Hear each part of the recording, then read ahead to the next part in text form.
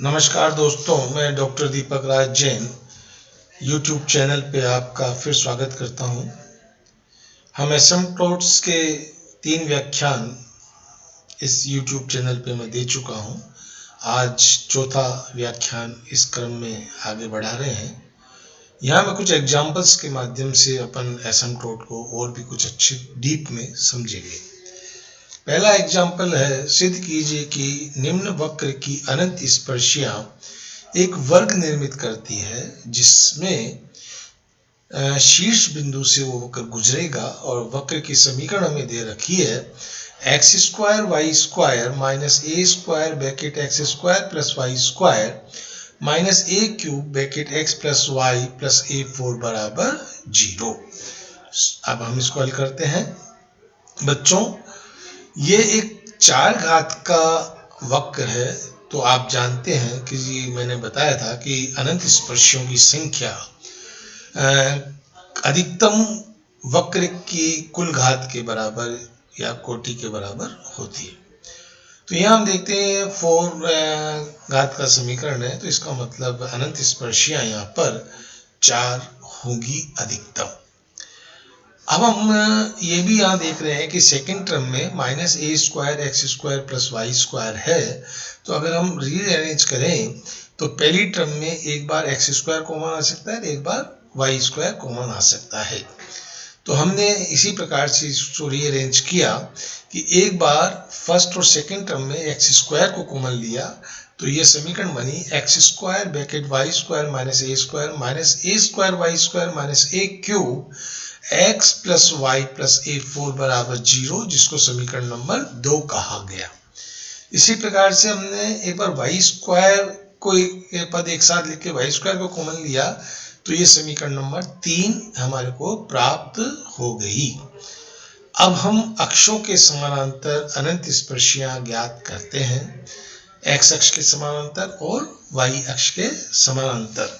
हम जानते हैं कि x अक्ष के समानांतर अनंत स्पर्शी ज्ञात करने के लिए x की उच्चतम घात के एक घाती वास्तविक गुणनखंड को 0 के बराबर किया जाता है।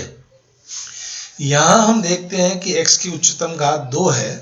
अगर हम इसका गुणांक देखें तो y square minus a square आएगा। अगर हम इसको 0 के बराबर करके हल करें तो y माइनस ए बराबर 0 और y प्लस ए बराबर 0 आएगी, जो कि x अक्ष के समानांतर अनंत स्पर्शियां है। इसी प्रकार से हम y अक्ष के समानांतर अनंत स्पर्शी निकालते हैं। इसके लिए y की उच्चतम घात के पद को 0 के बराबर करना होगा। अब समीकरण 3 में अगर हम देखें तो y स्क्वायर का गुणांक x square minus a square है। तो x square minus a square बराबर कितना हो गया बच्चों? 0। तो x माइनस ए बराबर 0 और x प्लस ए बराबर 0 यहाँ मुझे प्राप्त होगा, जो कि y अक्ष के समानांतर अनंत स्पर्शियां है। अब हमें x अक्ष के समानांतर भी 2 अनंत स्पर्शियां प्राप्त हुई है, y अक्ष के समानांतर भी 2 अनंत स्पर्शियां प्राप्त हुई है, अर्थात कुल 4 अनंत स्पर्शियां हमें प्राप्त हो गई। चूंकि कर्व भी 4 घात का है तो अधिकतम 4 ही अनंत स्पर्शियां इसमें आनी थी। तो हमारे को चारों अनंत स्पर्शियां अक्षों के समानांतर ही प्राप्त हो गई है। अतः हम इसमें तिर्यक अनंत स्पर्शी नहीं ज्ञात करेंगे। अब y अक्ष के समानांतर और x अक्ष के समानांतर जो स्पर्शियां आई है, उसको अगर हम एक xy प्लेन में ड्रॉ करें तो एक वर्ग बनता है जिसके शीर्ष प्लस माइनस a और प्लस माइनस a प्राप्त होते हैं तथा भुजा 2a प्राप्त होगी।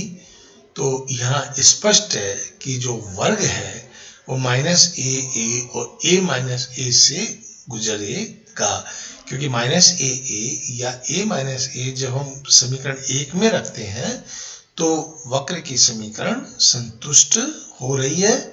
इसका मतलब वर्ग इन बिंदुओं से अवश्य गुजरेगा। अब हम दूसरा एग्जांपल लेते हैं x4 प्लस y4 बराबर a square x square minus y square. अब हमने इसमें भी चाहा कि एक्स स्क्वायर को कॉमन और वाई स्क्वायर को कॉमन लेके देखें, तो एक्स स्क्वायर को कॉमन लिया तो x square minus a square आया, वाई स्क्वायर को कॉमन लिया तो y square plus a square bracket में आया, जिसको 0 लिखा अपन ने। लेकिन यहाँ x की उच्चतम घात 4 है, इसलिए एक्स स्क्वायर की उच्चतम घात को शून्य नहीं कर सकते हम, हमें x4 की घात को ही शून्य करना होगा। इसी प्रकार से y स्क्वायर की उच्चतम घात को शून्य नहीं करेंगे, y4 की उच्चतम घात को ही शून्य करना होगा। इस समीकरण में हम देखते हैं कि x4 और y4 की उच्चतम घातें 1 है, और हम जानते हैं कि कोई भी वास्तविक संख्या या नेचुरल संख्या 0 के बराबर नहीं होगी, इसलिए अक्षों के समानांतर कोई भी स्पर्शी इसमें नहीं है। हो सकता है कि तिर्यक अनंत स्पर्शी हो, तो हम इसके तिर्यक अनंत स्पर्शी ज्ञात करते हैं। इसके लिए हमने समान घातों के पदों को एक साथ लिखकर x बराबर 1 और y बराबर m लिखा, जिससे phi 4m बराबर m4 प्लस 1 आया। phi 3m है नहीं तो उसको 0 कर दिया, phi 2m m1 minus m square आया। अब m का मान ज्ञात करने के लिए मैंने बताया था कि उच्चतम phi के पद को शून्य करना होता है, तो phi 4m बराबर 0 किया तो यह आया m4 प्लस 1 बराबर 0। तो m के मान यहाँ पर काल्पनिक होंगे, और काल्पनिक होंगे तो c के मान भी काल्पनिक आएंगे, अर्थात अनंत स्पर्शिकाएं भी काल्पनिक होगी, अर्थात अनंत स्पर्शी नहीं है। तो इस प्रश्न में हम कहेंगे कि इसमें अनंत स्पर्शी नहीं है, वास्तविक काल्पनिक हो सकता है। नेक्स्ट एग्जांपल, निम्न वक्र की अनंत स्पर्शियां ज्ञात करो। दे रखा है x cube minus 5x square y plus 8xy square minus 4y cube plus x square minus 3xy plus 2y square minus 1 बराबर 0। ये त्रिघात का पद है। बच्चों, इसको पूर्व में जो मैंने एग्जाम्पल्स बताए थे अपने एसिम्प्टोट 3 के अंदर जो व्याख्यान था, उस विधि से भी कर सकते हैं। और यहाँ शॉर्ट विधि के हिसाब से हमने क्या किया कि x cube minus 5x square y plus 8xy square minus 4y cube के फैक्टर्स किए। फैक्टर हम आराम से कर सकते हैं, क्योंकि ये शेषफल प्रमेय से जब x बराबर कुछ y रखा फंक्शन रखें तो शून्य के बराबर ऐसा आ जाएगा। तो हम इसमें एक ऐसा फिगर रखते हैं कि जिससे इसके टुकड़े हो जाएं। उससे पहले अक्षों के समानांतर अगर हम स्पर्शियां देखें तो अनंत अक्षों के समानांतर तो है नहीं, क्योंकि x और y की उच्चतम घात के पदों के गुणांक क्रमशः 1 व -4 है, दोनों ही अचर हैं, शून्य के बराबर नहीं हो सकते, अर्थात अक्षों के समानांतर कोई भी अनंत स्पर्शी विद्यमान नहीं है। तो तिर्यक तो होगा ही होगा। तो तिर्यक के लिए हमने वही पदों को phi 3m निकाला, phi 2m निकाला, phi 1m निकाला, x बराबर 1 y बराबर m रखकर। तो phi 3m आया 1 minus 5m plus 8m square minus 4m cube, phi 2m बराबर 1 minus 3m plus 2m square and phi 1m बराबर 0। और इन समीकरणों को नाम दे दिया 1 2 3। अब m का मान ज्ञात करने के लिए हमें phi 3m बराबर 0 करना होगा।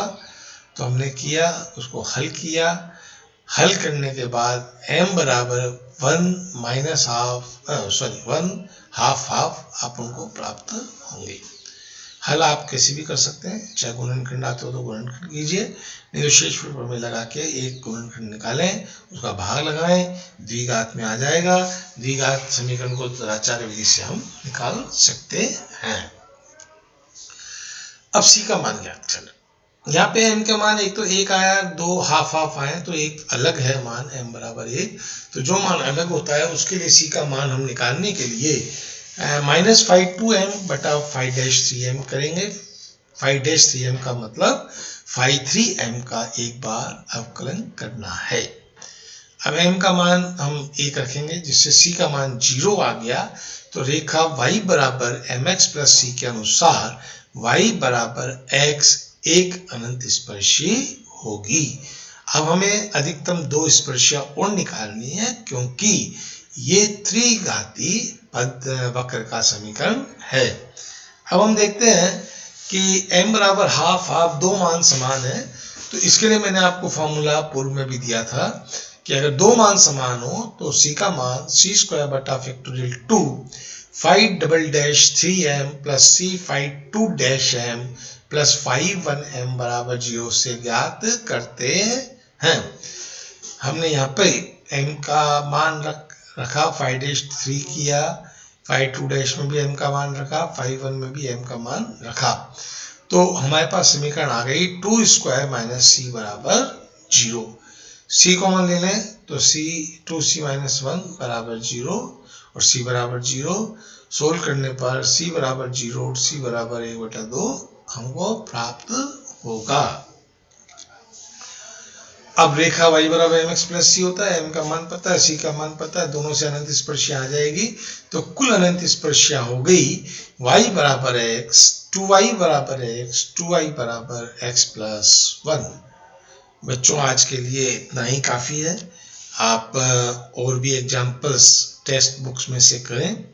जो भी एग्जाम्पल आपको टफ लगता है वो मुझे व्हाट्सएप करें, तो मैं उसको हल करके पेपर में जो मैं ऑनलाइन क्लास ले रहा हूँ उसके लिए डिस्कस करूँगा, जिससे न केवल आपका फ़ायदा हो बाकी अन्य बच्चों का भी फ़ायदा हो जाए।